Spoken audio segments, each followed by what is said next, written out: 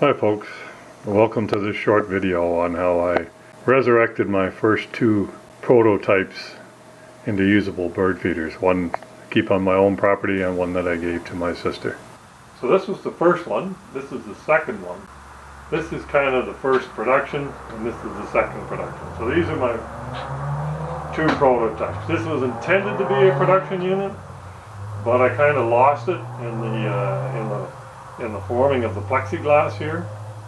This is a reject. I think I'll probably keep it here around my own property. So this is my first prototype bird feeder, and I've gone and made the base and the bird feeder roost posts, painted it up, and I've installed it here where this bird feeder, the original, used to be.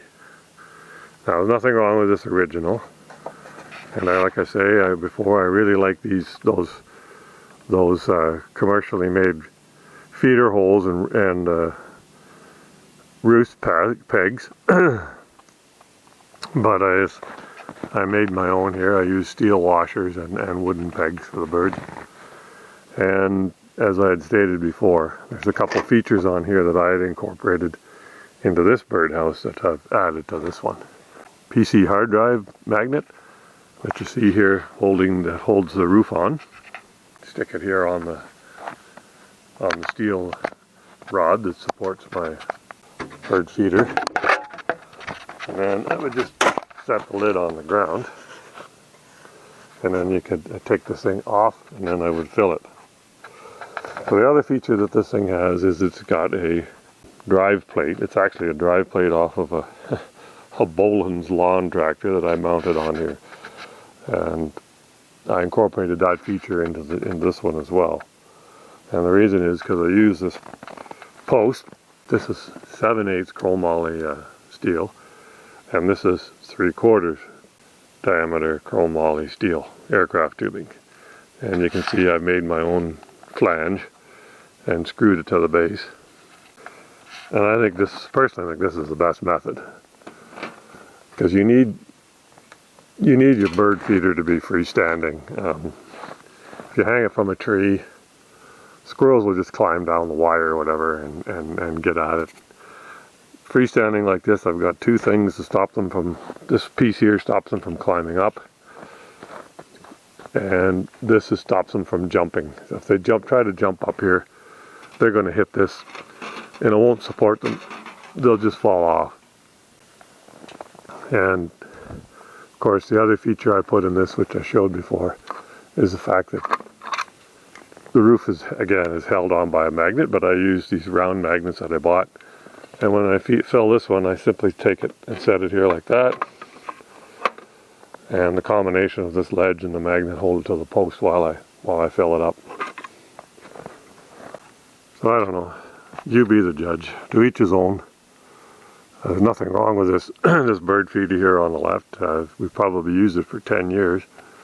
But I personally think the one on the right, that the recent one that I've made with the red paint, is just a better looking bird feeder.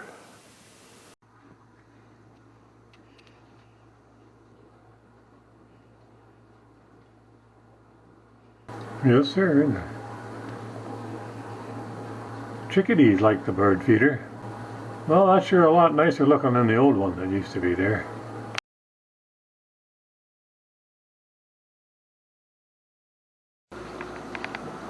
And pretty soon, this one here that I originally called a dud, I put a lot of work, time and effort into it, finished it off, and pretty soon this one too will be feeding birds. Now this one, what I've done is I've put the bracket on it, left the bolt sticking out the bottom for a skirt, but I added this metal bracket, and it can be hung on a post. Now the one out here, I put a flange and a piece of pipe on it so it fits down inside the tube out there, because that's what I had with the other one. That's probably the best method for keeping the squirrels away and everything, that light metal at the top. and the height off the ground is good. This one here, it'll have to get mounted in the right place to keep the squirrels out, but a skirt can be added there on that bolt.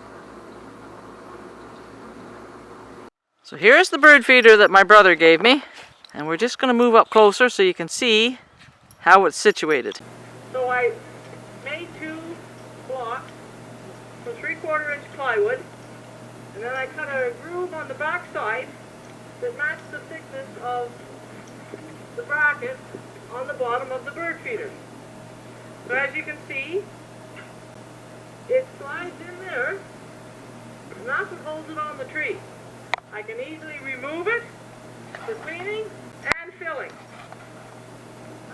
I filled it with black oil sunflower seeds and unsalted peanuts. This is a temporary location. In the spring, I'll put a 4x4 post up in the fenced-in backyard, close to my pine trees, and that will provide shelter, covering shelter for the birds, so they're not as open and vulnerable to small hawks and things that will prey on.